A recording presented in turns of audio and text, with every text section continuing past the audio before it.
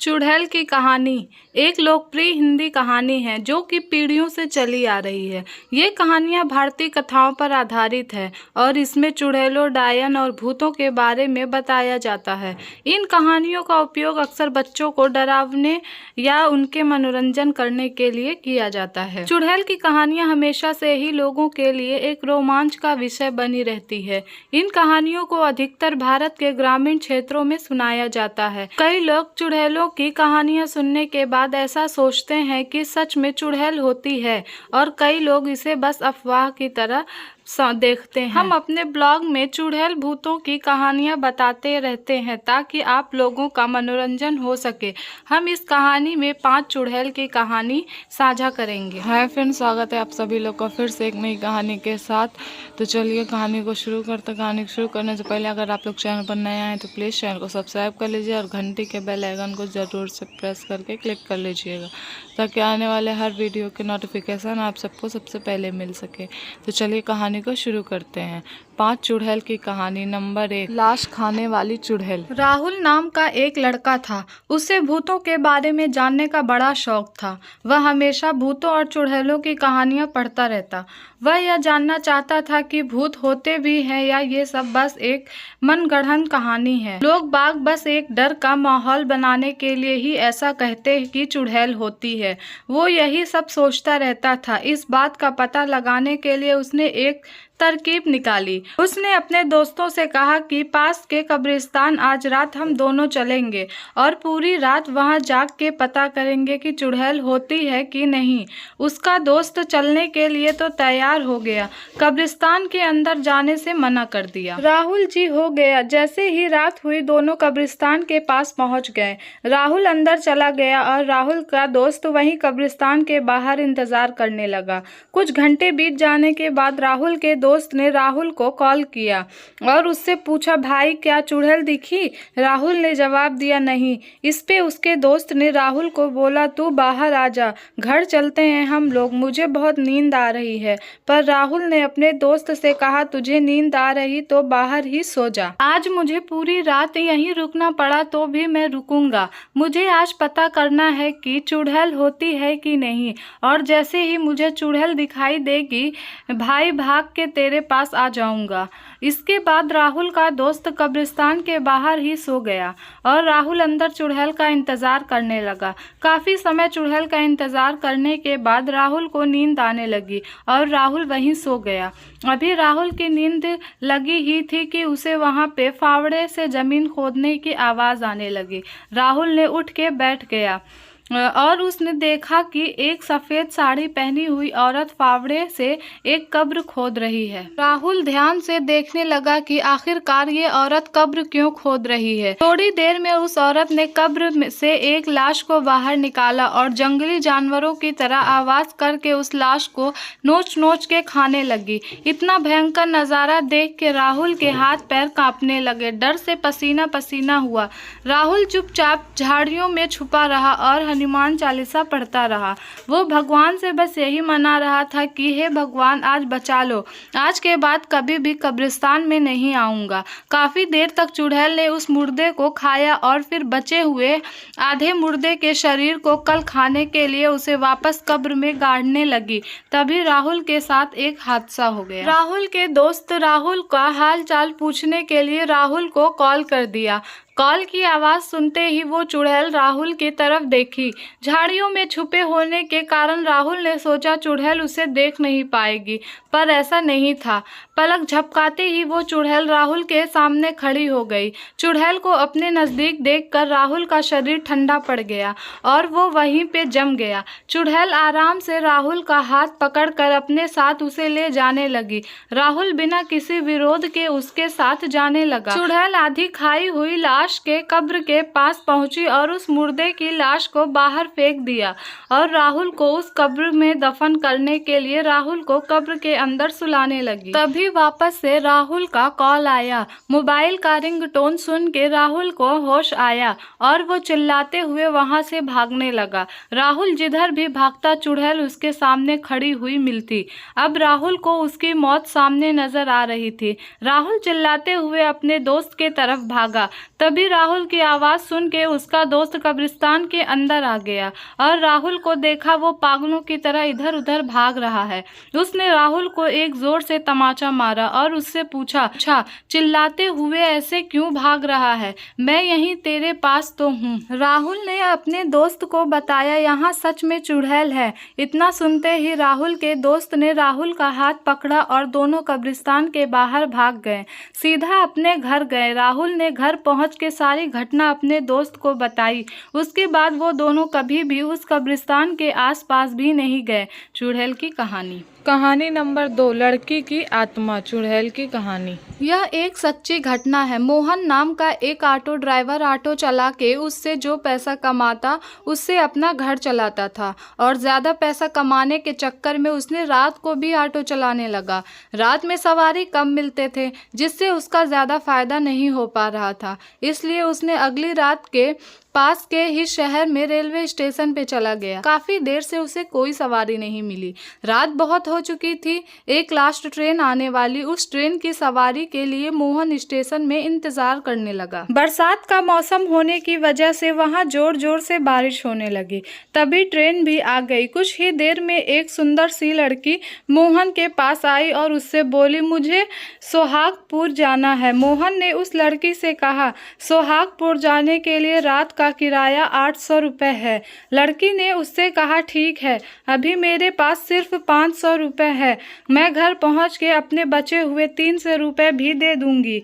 इतना सुनते ही मोहन ने लड़की से कहा, ठीक है मैडम, मैं आपको सही सलामत आपके घर तक पहुंचा दूंगा। इसके बाद मोहन ने लड़की को ऑटो में बैठाया और उसके घर की तरफ चल दिया। रास्ते में लड़की उस ऑटो ड्राइवर से बात करती रही। उसने अपना नाम पूजा बताया। ऐसे ही बात करते करते कुछ ही देर में उस लड़की का घर भी आ गया।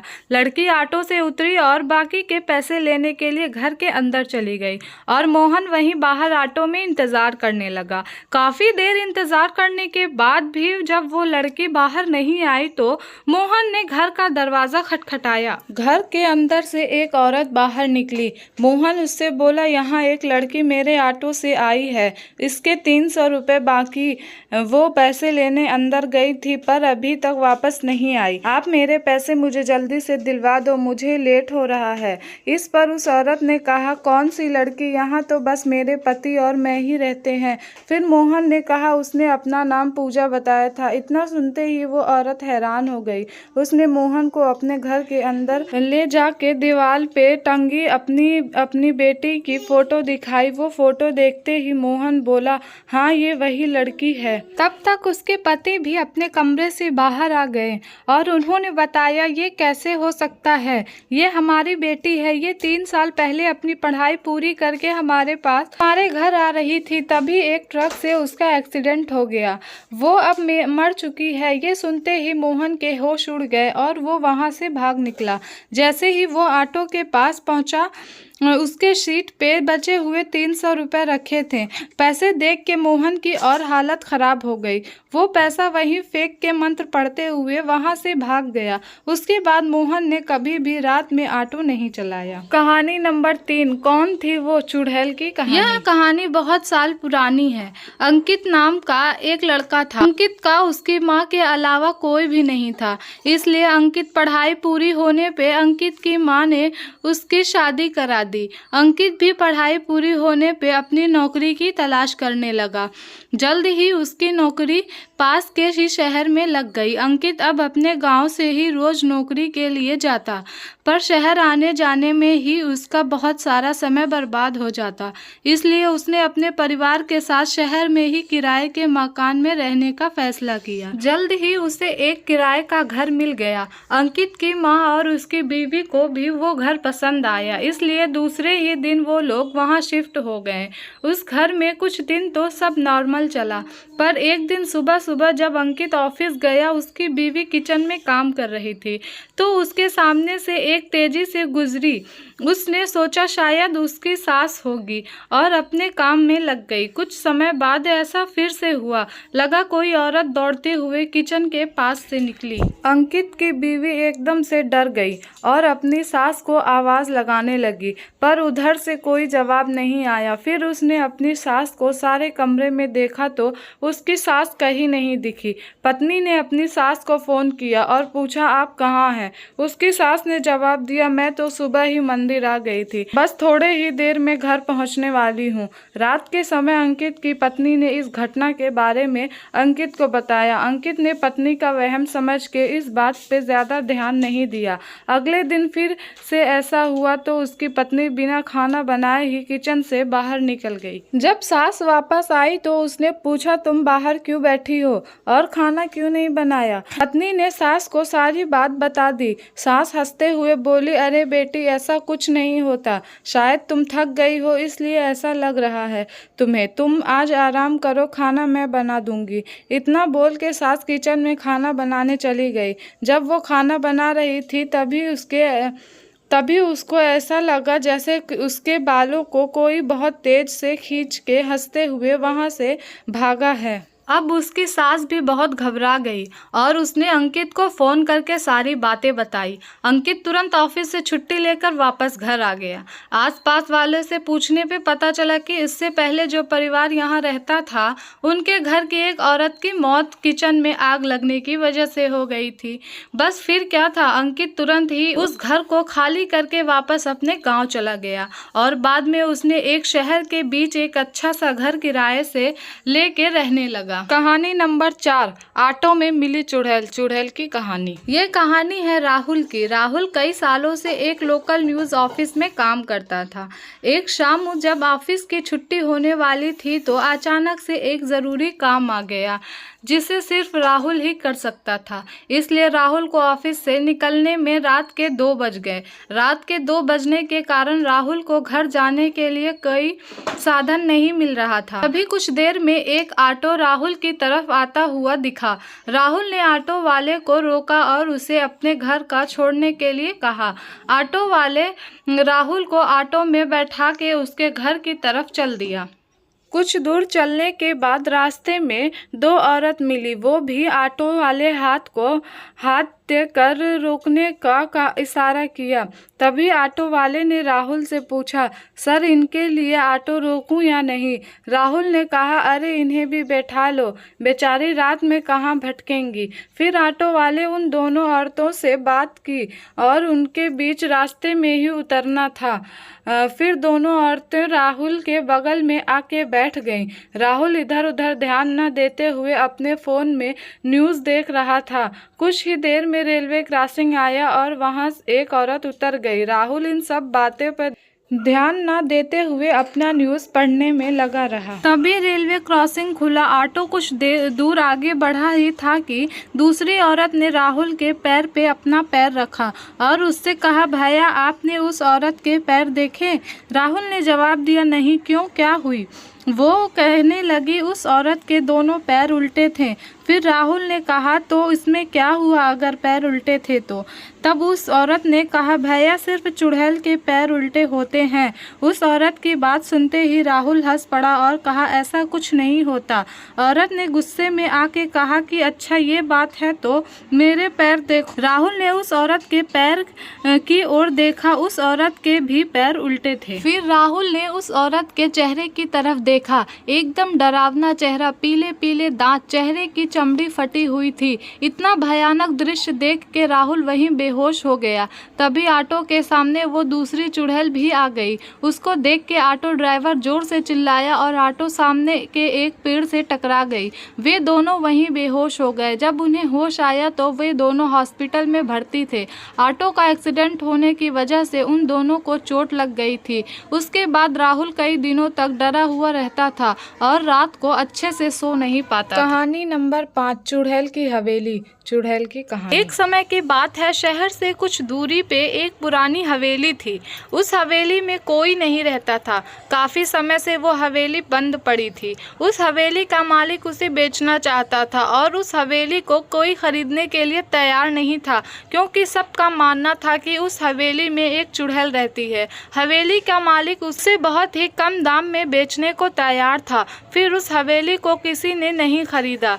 बात उस शहर में रहने वाले एक हृदय रोग विशेषज्ञ डॉक्टर को पता चली। चूँकि वो एक महान डॉक्टर थे और उन्हें भूत प्रेतों में विश्वास नहीं था और वो हवेली बहुत ही सस्ते दाम में मिल रही थी, तो उन डॉक्टर ने उस हवेली को खरीद लिया। हवेली काफ़ी बड़ी थी और बहुत सुंदर थी, इसलिए उन्होंने हवेली की सफाई और पोताई करवाई और वहां रहने चले गए। उनका कोई नहीं था, इसलिए वो वहां अकेले ही रहते थे। हवेली में जाने से पहले उन्होंने गृह प्रवेश के लिए पूजा पाठ भी करवाया था, जिसमें बहुत लोग आए थे, पर किसी को ऐसा डर का एहसास नहीं हुआ। कुछ दिन बीत जाने के बाद एक रात जब वो अपने गार्डन में बैठे थे तो किसी महिला के दर्द से तड़पने की आवाज़ आई। उन्होंने फौरन उस आवाज की तरफ गए और पूछने लगे, कौन है, यह क्या परेशानी है, तुम मुझे बताओ, मैं एक डॉक्टर हूँ। पर उनको न कोई जवाब मिला, न ही उन्हें कोई दिखाई दिया। कुछ देर बाद वो सोने चले गए। जब वो सो रहे थे तो उनके सामने में एक औरत आई और उनसे बोली, आप डॉक्टर हो, मेरे सीने में बहुत दर्द हो रहा है, मुझे दवाई दे दो। तभी अचानक से डॉक्टर साहिब की नींद खुल गई और वो वापस सो गए कि शायद हो सकता है रात के समय हुई उस घटना के कारण उन्हें ऐसा सपना आया होगा। तब उसने बताया कि काफी साल पहले इस हवेली में रहने वाली एक औरत की मौत हो गई थी। उस समय उस महिला के सीने में दर्द हुआ और वो दर्द के मारे तड़पने लगी। समय पे दवाई न मिलने के वजह से उसकी मौत हुई। तब से लोगों का कहना है कि इस हवेली में रहने वाले लोगों से या रात के समय इस रास्ते से जो भी गुजरता है वो औरत उनसे दवाई मांगती है। अब डॉक्टर को सारी बातें समझ में आ चुकी थी कि आखिर क्यों उन्हें ऐसा सपना आता है। उस रात को डॉक्टर जब सोने गए तो उनके बेड के बगल में एक टेबल रखा हुआ था। उस टेबल पे उन्होंने सीने में दर्द की दवाई रखी और साथ में पानी का ग्लास। उनके सोने के बाद सपने में फिर से वो औरत आई और डॉक्टर से बोली, आपका बहुत बहुत धन्यवाद, आपने मुझे दवाई दे दी, अब मैं मुक्त हूँ और यहाँ से जा रही हूँ। तभी डॉक्टर की नींद खुली और उन्होंने देखा कि वहाँ दवाई नहीं थी और पानी का ग्लास भी खाली था। ये सब देख के डॉक्टर समझ गए कि उस औरत की इच्छा पूरी हो गई है। उसके बाद डॉक्टर वहाँ कई सालों तक आराम से रहे। न ही उनसे वो और दवाई मांगने आई और न उन्हें कभी ऐसा एहसास हुआ कि कोई और भी उनके साथ इस हवेली में रहता है। मुझे आशा है कि आपको ये चुड़ैल की कहानी अच्छी लगी होगी। आपको ये कहानी कैसी लगी कमेंट करके ज़रूर बताइएगा और अच्छी लगी तो लाइक ज़रूर से करिएगा।